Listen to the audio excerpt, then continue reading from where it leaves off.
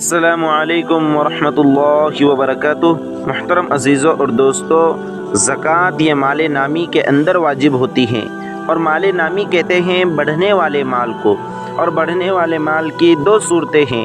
Number ایک، پیدائشی مال نامی یعنی سونا اور چاندی، ان دونوں دھاتوں کو شریعت نے مطلقاً مال نامی تسلیم کیا ہے، چاہے ان کی تجارت کی جائے یا نہ کی جائے۔ اسی لیے سونا اور چاندی چاہے ڈلی کی شکل میں ہو، چاہے بسکٹ کی شکل میں ہو، چاہے زیورات کی شکل میں ہو، چاہے ان کا بزنس کیا جائے یا نہ کیا جائے، ان کی تجارت کی جائے یا نہ کی جائے، چاہے وہ گھر میں رکھے ہوئے ہوں، تب بھی زکوٰۃ اس کے اوپر واجب ہوتی ہے۔ مال نامی کی دوسری صورت ہے عملی مال نامی، یعنی وہ مال تجارت جسے تجارت کی نیت سے خریدا گیا ہو، بزنس کی نیت سے خریدا گیا ہو۔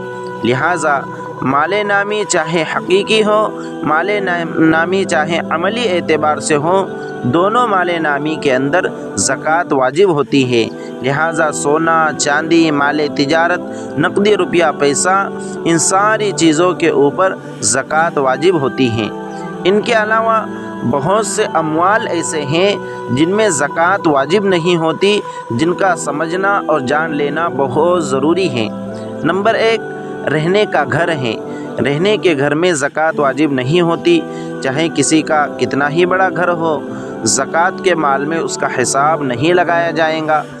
ہاں، جو گھر اس نے تجارت کی غرض سے ہی بنایا ہے، یعنی بنا کر اسے بیچنا ہے، اسی نیت سے اس نے بنایا ہے، تو پھر اسے مال تجارت کے اندر شمار کیا جائے گا۔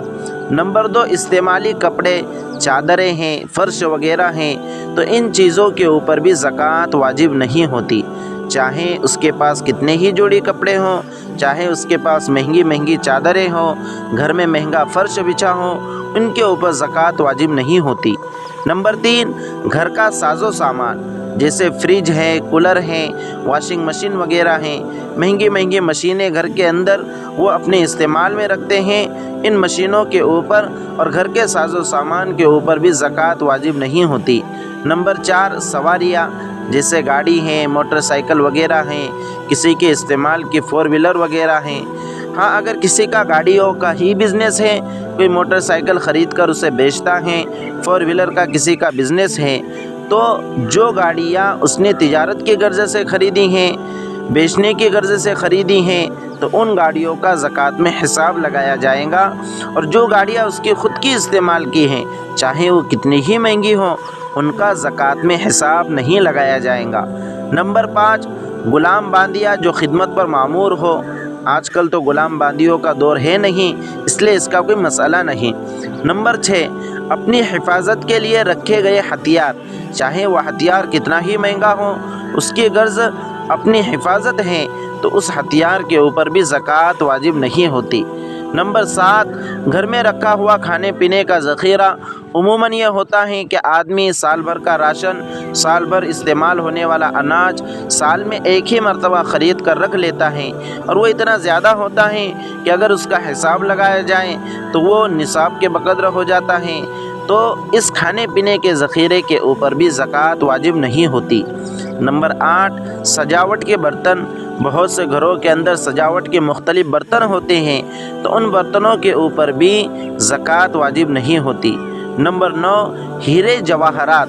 ہیرے جواہرات جو تجارت کی غرض سے نہیں خریدے گئے ہوں بلکہ استعمال کی غرض سے خریدے گئے ہوں، تو ان ہیرے جواہرات کے اوپر بھی زکوٰۃ واجب نہیں ہوتی، چاہے وہ ہیرے جواہرات کتنے ہی مہنگے ہوں، کتنے ہی قیمتی ہو۔ نمبر 10، مطالعے کی کتابیں۔ علماء حضرات کے پاس ایک چھوٹا سا کتب خانہ ہوتا ہے، جس کے اندر بہت سی کتابیں انہوں نے خرید کر رکھی ہوتی ہیں، تو بعض مرتبہ ان کتابوں کی قیمت نصاب کے بقدر ہو جاتی ہیں، تو کیا ان کتابوں کے اوپر زکوٰۃ واجب ہوتی ہیں؟ تو یاد رکھیں، ان کتابوں کے اوپر بھی زکوٰۃ واجب نہیں ہوتی۔ اسی طرح جو بہت سے پڑھنے والے لوگ ہیں، وہ اپنے گھروں کے اندر اپنے مطالعے کے لیے ایک چھوٹا سا کتب خانہ کھول کر رکھ لیتے ہیں، بعض مرتبہ ان کتابوں کی قیمت نصاب کے بقدر پہنچ جاتی ہیں، تو ان کتابوں کے कीमत के ऊपर ज़कात वाजिब नहीं होंगी, मुताले की किताबों के ऊपर ज़कात वाजिब नहीं होंगी।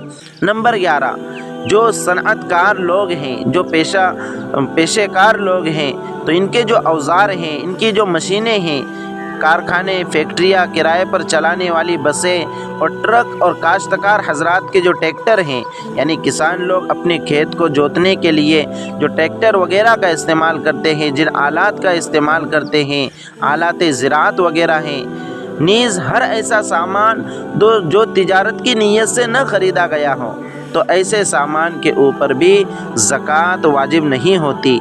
तो इन मसाइल को अच्छे से जहन में रखें कि किस माल के अंदर ज़कात वाजिब होती है और किस माल में ज़कात वाजिब नहीं होती।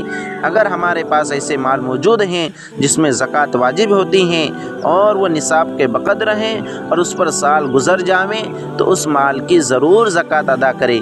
अल्लाह रब्बुल इज़्ज़त हमें अपने अमवाल की ज़कात अदा करने की तौफ़ीक़ अता फ़रमाए।